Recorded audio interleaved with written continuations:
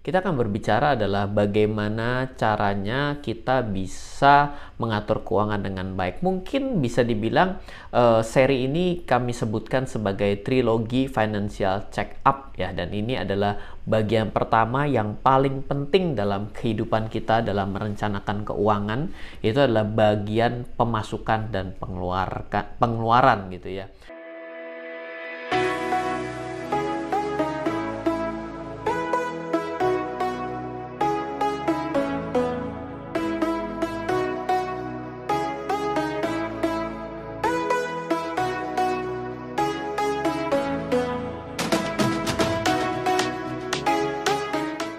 Welcome back di RF Channel on YouTube, back with Ryan Filbert. Dan beberapa waktu terakhir media online banyak membahas mengenai artis yang akhirnya harus jual rumah ya, dan juga pada hari Rabu kemarin juga, Kamis ya tepatnya, kita juga membahas mengenai tidak mampunya bayar karena juga orang banyak hutang gitu ya. Maka pada video kali ini kita akan berbicara adalah bagaimana caranya kita bisa mengatur keuangan dengan baik. Mungkin bisa dibilang seri ini kami sebutkan sebagai trilogi financial check up ya, dan ini adalah bagian pertama yang paling penting dalam kehidupan kita dalam merencanakan keuangan.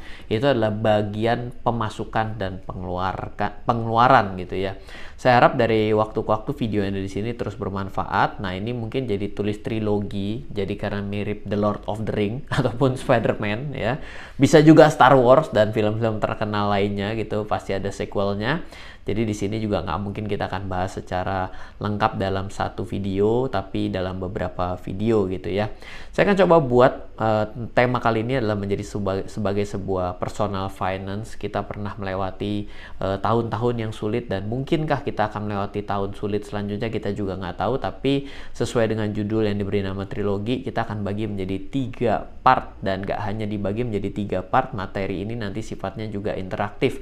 Interaktif di sini juga dilibatkan kepada teman-teman semua untuk mencoba. Jadi pastikan teman-teman ikuti setiap langkah yang ada di dalam trilogi ini gitu ya.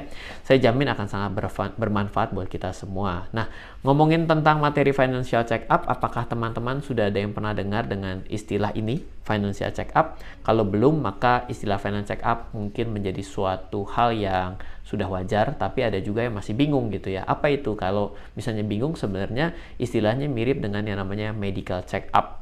Apakah pernah dengar kata-kata medical check up? Orang kalau mau pergi, kalau pertama kali masuk kerja biasanya juga ada medical check up ya. Dan ini menjadi sesuatu yang menyeluruh dalam setiap kita mau ambil pekerjaan-pekerjaan, kita juga diminta untuk sebagai persyaratan. Karena apa? Ya harus sehat. Kalau enggak kan orang tidak mau mempekerjakan gitu. Sama, berbicara mengenai financial check up juga adalah suatu hal yang menyeluruh dilakukan, tapi bukan terhadap kesehatan kita, tapi kita berbicara mengenai kesehatan dalam sudut pandang keuangan. Apakah keuangan kita dalam keadaan yang sehat atau nggak sehat. Dan biasanya ada orang yang kenapa akhirnya tidak bisa mengajukan kredit ke bank, ya salah satunya adalah karena tidak melewati sebuah financial check up. Jadi dia nggak lolos financial check up-nya. Tapi pastinya assessment terhadap bank agak sedikit berbeda. Tapi dalam kehidupan sehari-hari kita juga bisa melakukan dengan cara-cara yang sederhana seperti yang dibuat pada 3 seri ini ya. Nah, perlu diwaspadai, bisa saja kita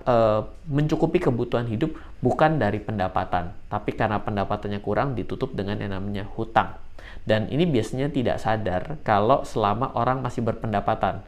Karena apa? Karena ada yang namanya cash flow. Oleh karena itu, akan terlihat jelas ketika kita menghitung dan mengukur dengan metode financial check up ini. Nah, pada sequel yang pertama ini kita akan coba buat financial check up sederhana, di mana kita akan berbicara fokus pada pendapatan dan pengeluaran.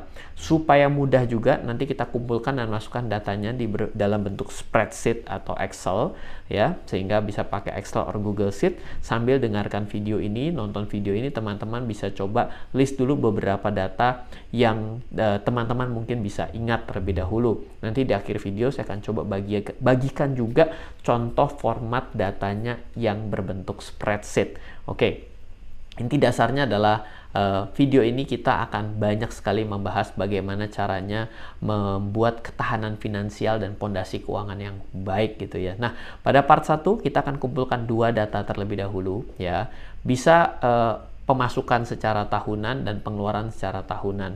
Kadang-kadang mungkin agak sulit karena mungkin kita gampang untuk per bulan ya, tapi kedua data ini bukan data yang akan kita gunakan data per bulan, tapi kalau sampai ternyata per bulan yang dimiliki nggak masalah. Kenapa? Karena bisa saja kalau kita punya pendapatannya dari gaji lebih gampang. Kalau pendapatannya sifatnya adalah bukan pekerjaan datang dari gaji, mungkin bisa dikalikan. Misalnya pendapatannya adalah yang bisa di-capture adalah 3 bulan, ya sudah di-capture 3 bulan dikalikan 4 ya. Dan pengeluaran juga kalau tidak bisa, nggak apa-apa juga, karena yang namanya pengeluaran juga bisa di-capture dengan cara yang kurang lebih. Nah, kita berbicara mengenai A adalah pemasukan yang akan kita buat secara tahunan. Untuk pemasukan nanti kita kelompokkan lagi menjadi 2, yaitu adalah pemasukan tetap dan pemasukan tidak tetap sebenarnya gitu ya. Kita coba lengkapi dulu, ini adalah data A1 boleh dibilang. A1 itu adalah pemasukan tetap. Pemasukan tetap adalah segala bentuk pendapatan yang waktu perolehannya tetap dan biasa jumlahnya juga tetap. Contoh dari pemasukan tetap antara lain adalah misal kalau uang saku, masih sekolah bisa. Gaji bulanan, tunjangan rutin dari perusahaan untuk teman-teman yang sudah bekerja, bisa. Dan yang lain sebagainya kalau yang penting adalah diterimanya dengan tetap. Pemasukan-pemasukan yang tadi saya sebutkan sebenarnya contoh ya, kalau teman-teman merasa punya pemasukan lainnya yang waktu perolehan dan jumlahnya tetap, pokoknya masukin ke list A1 ini. Teman-teman bisa hitung masing-masing pemasukan tetap ini setiap bulan, kemudian dikalikan 12, seperti yang tadi saya kemukakan. Contoh, seorang pegawai punya gaji bulanan lah 5 juta, maka nanti 5 kali 12 sama dengan 60. Angka 60 juta kita masukkan dalam spreadsheet sebagai pemasukan tetap per tahun dari gaji. Untuk selanjutnya kita akan lengkapi data yang disebut data A2 atau pemasukan tidak tetap. Pemasukan tidak tetap adalah pemasukan yang segala bentuk pendapatannya tidak kita terima secara teratur ya. Bisa THR atau bonus ya. Bisa juga pendapatan hasil freelance, kerja part-time, pendapatan hasil wirausaha dari dagang online, pendapatan capital gain dari trading saham. Emang kan nggak mungkin trading saham bisa sama terus gitu ya. Pendapatan dividen dari investasi saham, atau mungkin terima dari angpau gitu ya. Jangan ini ya, jangan uang sogokan gitu. Nggak boleh ya. Beragam rezeki nomplok lainnya ini juga boleh ya. Mungkin main slot juga boleh. Ya boleh-boleh nggak, silahkan atur sendiri secara kekeluargaan lah gitu. Pokoknya anyway, pemasukan yang tadi saya sebutkan itu adalah contoh. Untuk mempermudah dimasukkan ke dalam kolom A2 ya. Nanti teman-teman di spreadsheetnya kita sebut A1, A2 jadi udah tahu. Mari kita asumsikan saja untuk bonus akhir tahun dan pemasukan tetap tidak tetap lainnya yang belum kita terima masih menunggu akhir. Nanti asumsikan saja besarannya sama seperti tahun lalu kan. Kalau nanti belum terima namanya tidak tetap kan bukan berarti akan sama, tapi yang jelas adalah asumsikan seperti yang tahun lalu. Kemudian untuk pendapatan tidak tetap lainnya seperti capital gain, trading juga terlepas itu adalah profit or loss, bisa juga dengan hitungan rata-rata profit per bulan. Contoh berdasarkan hasil trading dari Januari hingga Oktober 10 bulan seorang trader melewati profit maupun loss silih berganti. Setelah dihitung, real net profitnya adalah 25 juta. Dibagi dengan 10 bulan artinya 25 bagi 10 is 2,5 juta. Kemudian rata-rata net profit 2,5 itu dikalikan berapa? 12 karena perlu disetahunkan. Maka angkanya menjadi 30 juta. Masukin di spreadsheet untuk A2. Oke, ini kita belajar sama-sama ya. Untuk ini kita perlu tahu bahwa dalam saya mengingatkan sebenarnya teman-teman bisa sambil coba mencatat nih. Jangan lupa, jangan nanti sampai belakang baru nyatet. Sekarang mungkin mau di-pause dulu, mau dihitung-hitung juga boleh ya. Tujuannya agar bisa kita coba dengan baik. Kadang-kadang ada orang bilang, aduh saya itu pendapatannya kecil jadi nggak perlu dihitung. Justru kecil atau besar sebenarnya perlu dihitung. Dan orang yang tidak bisa menghitung hal yang kecil dan melakukan hal yang kecil, maka dia sebenarnya tidak akan pernah bisa menghadapi hal yang besar. Oke, ini penting loh. Kata-kata ini mungkin kelihatan kayak motivasi, tapi percaya deh, emangnya kalau ada tugas-tugas kecil tidak diselesaikan, maka tugas besarnya bisa diselesaikan. Orang yang tidak bisa terbiasa menyelesaikan hal kecil, tiba-tiba diberikan hal besar bisa selesai. Jadi nggak masuk akal, betul nggak? Jadi kalau ada yang bilang pendapatannya kecil sehingga tidak pernah dihitung, jawabannya adalah mulai hari inilah harus dihitung. Oke, kita akan berbicara poin A selesai, yaitu pendapatan. Poin B adalah pengeluaran, dan tentunya sama tahunan. Nah, dibagi berapa yang namanya pengeluaran? Itu dibagi menjadi 5. Yang pertama, cicilan utang produktif, cicilan utang konsumtif, tabungan atau investasi, pengeluaran rutin, pengeluaran non-rutin. Nah, dibaginya jadi 5. Nah, ini dibagi menjadi B1 sampai dengan B5. Nah, mari saya coba jelaskan yang namanya adalah cicilan utang produktif, atau yang kita sebut di bagian latihan ini adalah B1. Cicilan utang produktif adalah segala bentuk cicilan utang yang sifatnya produktif. Contoh dari cicilan utang produktif adalah cicilan KPR, ya. KPR kan punya properti, ya. Pak, ini kan katanya properti ini tidak selalu bagus dan tidak. Ya, ini kita bicarakan secara gaya laporan keuangan dulu dah, ya. Cicilan KPR kita anggap adalah suatu yang produktif. Cicilan kredit kepemilikan kendaraan juga sebenarnya adalah produktif, bisa, ya.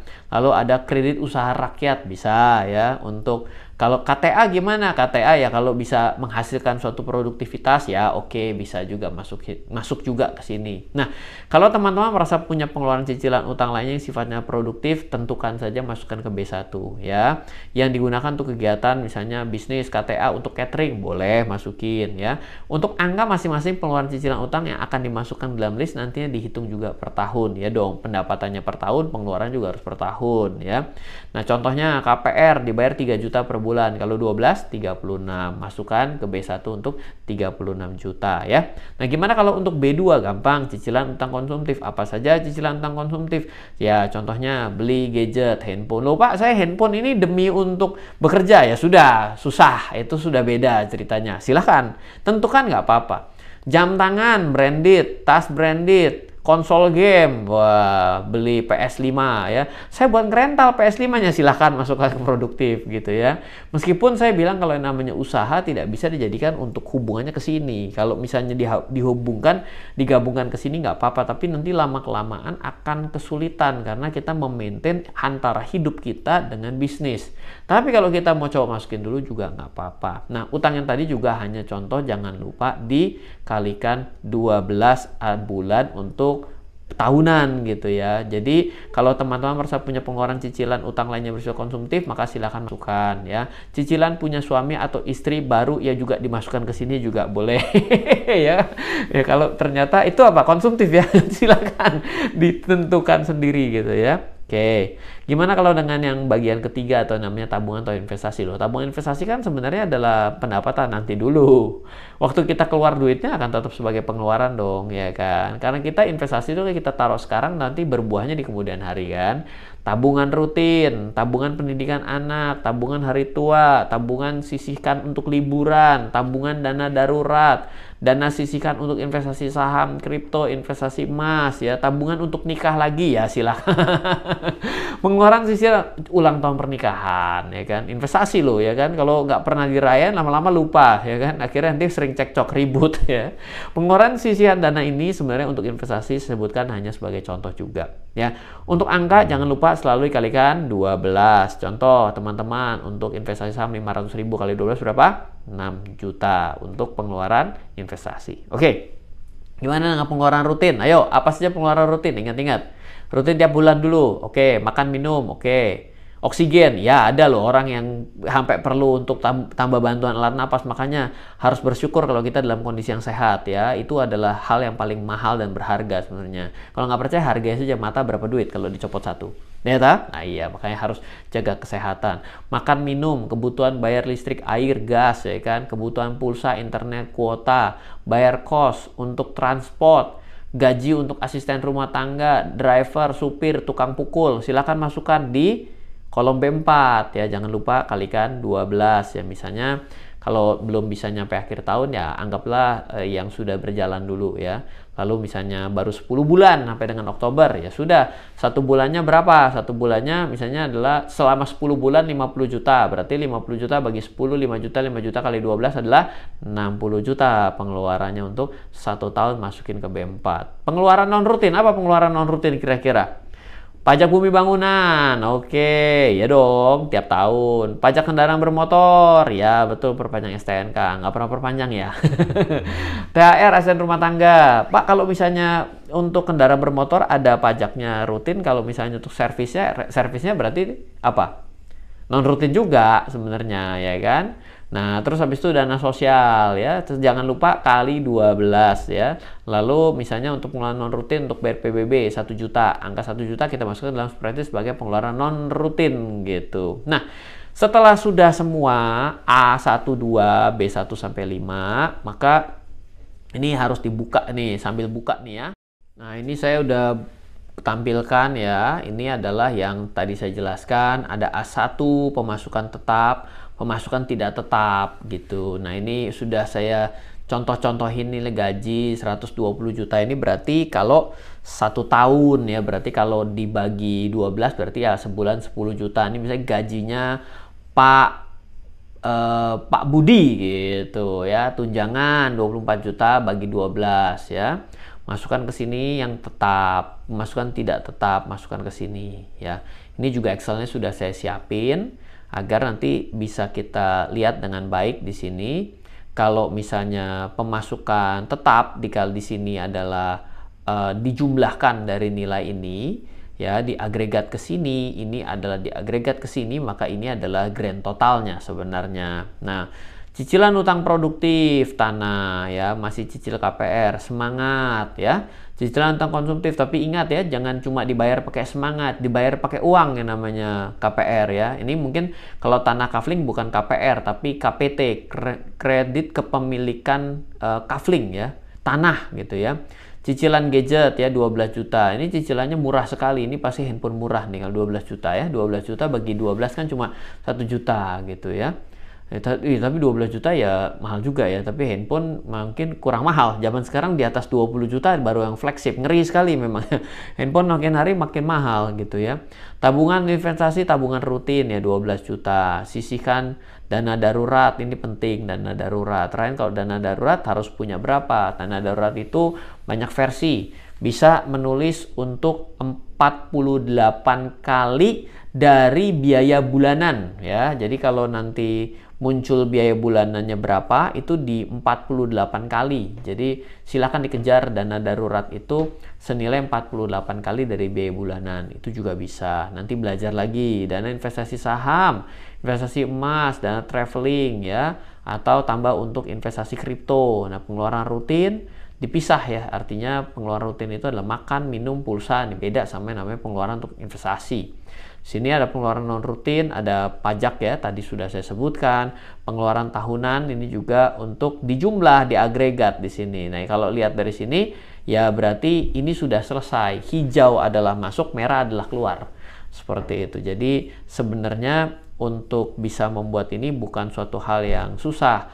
Karena apa? Karena sebenarnya hanya mau keberanian saja kita menulis. Saya tahu banyak yang tidak memiliki pendapatan rutin. Saya juga bukan golongan orang yang punya pendapatan rutin dulunya. Hari ini ya lumayan punya pendapatan rutin, ada bisnis, ada kekayaan intelektual, ada royalti, ada passive income, ada juga dibayar secara rutin dari tempat-tempat yang lain. Itu memberikan saya akhirnya ya punya multiple stream of income. Tapi nggak masalah, apapun kenyataannya adalah kita mau melakukan check up di sini.